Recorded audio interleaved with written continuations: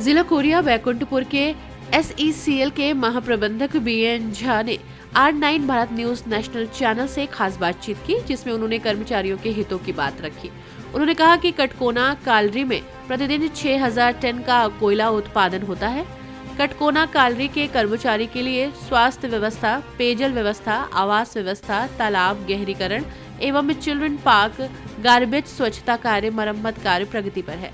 महत्वपूर्ण बात यह है कि ठेका मजदूर को भी एक्सीसीएल के कर्मचारी के बच्चों की तरह ठेका मजदूरों के बच्चों को भी शिक्षा व्यवस्था, स्वास्थ्य उपचार एवं मूलभूत सुविधा दिलाने की पहल की गई है। साथ ही ठेका मजदूरों के भी बच्चे उच्च शिक्षा प्राप्त कर सकें। दुर्घटना में बीमा के द्वारा 35 से 40 लाख रुपए ठेका मजदूरों के परिजनों को मिल सके। ऐसी कई पहल उन्होंने मजदूरों के हित में की। आइए जानते हैं एसईसीएल महाप्रबंधक बीएन झा ने क्या कहा। संभाग से अजीम अंसारी की रिपोर्ट। आज हम एसीसीएल महाप्रबंधक बैकुंठपुर बीएन झा जी से जीएम साहब से मिलने आए हैं, क्योंकि बहुत सारी समस्याएं इन्होंने निपटाया भी है।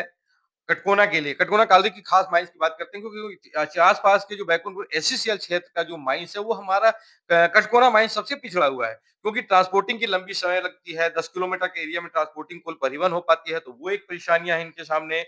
पेयजल की समस्या थी, आवास की जो मरम्मत वगैरह की बहुत सारी समस्याएं थी, वहां चिल्ड्रन पार्क वगैरह की समस्या थी। सब सुविधा से वहां मतलब काफी बैक हो गया था, पिछड़ा हुआ था, जो सर के आने के बाद कुछ हद तक का शुरू हुआ है। और माइंस को कितना सर हमारे अभी भी कितना प्रोडक्शन दे सकते हैं, मतलब प्रोडक्शन के साथ-साथ कितना सेफ्टी दे सकते हैं। आइए सर से जानते हैं कि वहाँ के कर्मचारियों के हित के लिए क्या सोचते हैं, क्या विचार रखते हैं। सर आपका हमारे चैनल में स्वागत है।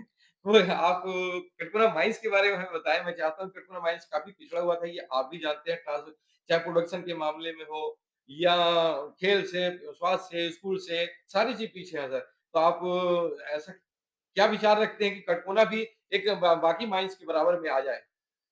देखिए, ऐसा है कि कटकोना का हम लोगों ने प्रोजेक्ट रिपोर्ट जो 3,60,000 का दोनों माइन मिला के था, वो प्रोजेक्ट रिपोर्ट 17,40,000 का हो गया 1 साल में उत्पादन का।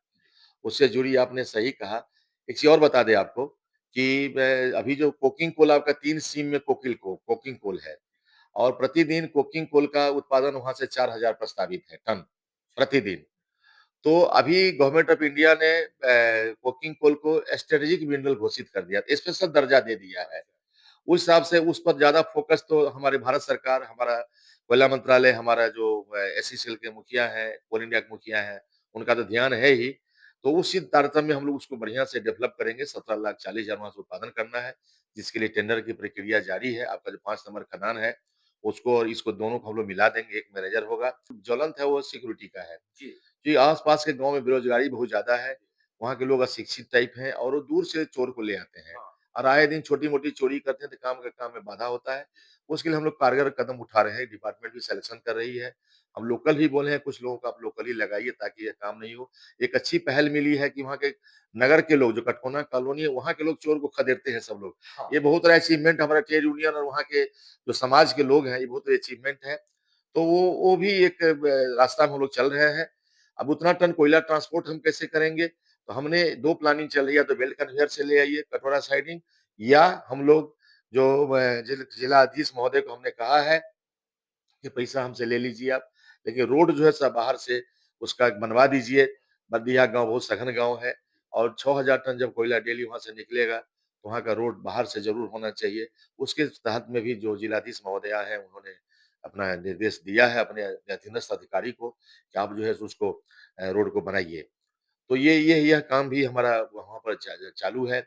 साथ में जो देखिए आप अभी आपका तालाब सौंदर्यीकरण हो रहा है, लोगों ने शुरू पूछा कि तालाब का क्या पर्पस है? जी। तो मेरा 2 पर्पस उस तालाब में है। एक तो हमको अपना पानी चाहिए लोगों को, बरसात का पानी संग्रह करेंगे, गोबरी से ले जाएँगे और तीसरा उसमें है कि उस पानी से सीएम भी चलेगा हमारा और वो एक वहाँ के एक एक मनोरंजन केंद्र बनेगा वो। इतना बड़ा तालाब होगा जिसमें हम कुछ बोटिंग भी कर सकते हैं। लोग शाम को आके चारों ओर आप देखे होंगे कि बन रहा है वहाँ पर बैठने का व्यवस्था होगा, लाइटिंग होगा। तो एक उस क्षेत्र में जो कुछ नहीं था वहाँ एक छोटा-सा व्यवस्था हो जाएगा। वहाँ मनोरंजन केंद्र भी बनेगा। थोड़ी ज़मीन की कमी है। और हम लोगों को जानकारी शायद आप तक भी हो कि स्वास्थ्य व्यवस्था जो है अपने एससीएल की थोड़ी चरमराई हो रहती है। इस बारे में क्या पहल करेंगे? क्या व्यवस्था बनाना चाहिए? देखिए, वहाँ पर हॉस्पिटल तो जो उसका रिपेयरिंग है, रख-रखाव है, वहाँ लैब है, वहाँ पर जो मिनिमम होना चाहिए ईसीजी या ब्लड टेस्ट ये सब मेरा बढ़िया काम कर रहा है। थोड़ा चिकित्सा अधिकारी की कमी है, बच्चे लोग का सिलेक्शन होता है लेकिन चूँकि हमारा जो एरिया पास के बच्चे सभी चाहते हैं कि हमारा बड़े-बड़े शहर में मेरी व्यवस्था हो। नो मल्टीपल सिटी में हमारी नौकरी हो, वहाँ का जीवन यापन करें। लेकिन कोरोना ने सबको सिखा दिया कि जो असली ज़िंदगी है, गाँव की ज़िंदगी है, कस्बा की ज़िंदगी है, जहाँ की मिनिमम डेथ हुआ था। तो वो लोग सभी समझते नहीं हैं, लोग को आना चाहिए, नौकरी करना चाहिए। अगर डॉक्टर की संख्या हम लोग बढ़ा रहे हैं, बढ़ जाएगा तो वहाँ भी डॉक्टर की पूरी पदस्थापना हो जाएगी। आने वाला समय वहाँ तो एक्स-रे मशीन भी टेक्नीशियन होने से एक्स-रे मशीन का भी सर्वे अब हो गया है। वहाँ की एक्स-रे मशीन की भी सौगात कंपनी ज़रूर देगी वहाँ पर कटकोना में। और एक हमारे हिसाब से एक वहाँ लाइब्रेरी भी होना चाहिए, ताकि बच्चे उसमें जाके पढ़ें, एससीसीएल संचालित लाइब्रेरी होगा, तो हमारा एक विज़न है, मैं उसका व्यवस्था करके ही सेवानिवृत्त होऊँगा, कुछ न कुछ उसमें मैं करूँगा उसके लिए। सकते हैं कि हमने एससीसीएल महाप्रबंधक बैकुंठपुर से आज मिला और उनसे उनके विचारों को भी जाना, कटकोना के हित के लिए वो क्या चाहते हैं। स्पष्ट उन्होंने बताया कि स्वास्थ्य व्यवस्था को, लाइब्रेरी को या और भी वहाँ जो मूलभूत सुविधाएँ हैं, जो कर्मचारी के बच्चे रहते हैं, उनको दिलाने का ये अपनी तरफ से पूरी जब तक सेवा में हैं, पूरी तरह से प्रयासरत हैं और प्रयास कर रहे हैं। यहाँ तक एक समस्या और भी साथ में अभी सर से हम बात करते हैं कि बच्चों के स्कूल के लिए कुछ समस्याएँ आती है। स्कूल बस पहले बैकुंठपुर तक की सारी सुविधाएँ मतलब शिक्षा से संबंधित है। स्कूल बस की जो एक सुविधा है, वो कैसे मुहैया कराएँगे जो अच्छे रूप से चल सके? कुछ भी अव्यस्तताएँ हैं, हालाँकि अभी कुछ चल रही हैं बसें, लेकिन अव्यस्तताएँ भी हैं साथ में। तो वहाँ की कुछ इनको शिकायतें या जानकारियाँ आई हैं क्या वहाँ तक? अच्छा होगा उस हिसाब से हम लोग करते हैं। मेरे द्वारा 2 विद्यालय संचालित है यहाँ पर, एक केंद्रीय विद्यालय है बैकुंठपुर में और डीएवी पांडवपुरा है। दोनों के बच्चे वहाँ जा रहे हैं, थोड़ा टाइमिंग को लेके समस्या आ रहा है, छोटे बच्चे जो एलकेजी में पढ़ते हैं, उनके लिए थोड़ा टाइमिंग हो रहा है, तो हम लोग उसमें थॉट ऑफ एक दे रहे हैं, उसको कैसे करें, कितने बच्चे हैं, उसके असेसमेंट हम करा लेते हैं।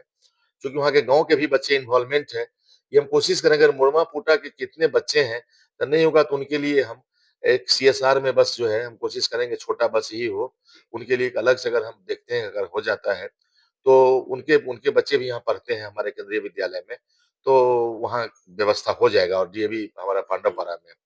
एक और चीज़ आपको हम बता दें, क्या है, जो हमारे कॉन्ट्रैक्ट लेबर आज के कॉन्ट्रैक्ट लेबर हमारा मेन आधारभूत है।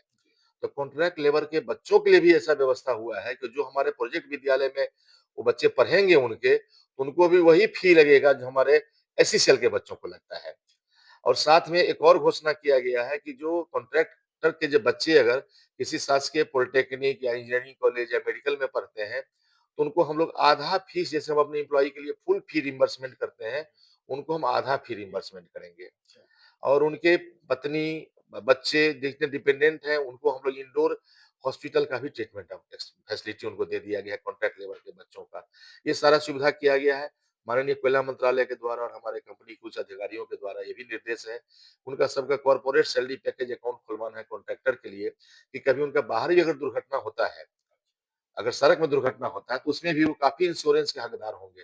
करीब-करीब 25 लाख से 40 लाख रुपए तक का उनको फैमिली को स्थायित्व के लिए ऐसा कभी हो ना किसी के साथ, लेकिन उनको ऐसा व्यवस्था सरकार ने हमारे कोल इंडिया ने, हमारे डीपी साहब ने, हमारे सीएमडी साहब ने इसका व्यवस्था ऐसा किया है कि लोगों को उसका भी लाभ मिल सके। तो उसमें भी पूना के कर्मचारियों का या आसपास के क्षेत्रों का डीएवी विद्यालय का सेंट्रल स्कूल का कई विद्यालयों का आप और ठेकेदार मजदूरों के बच्चों के हित को देखते हुए कोल इंडिया कंपनी ने जो अपनी इरादा रखा है, अपनी मंशा रखा है, ये इनके हितों की बात है। आपसे बात मिलकर बहुत अच्छा लगा। ऑनलाइन भारत में आपका स्वागत है। धन्यवाद।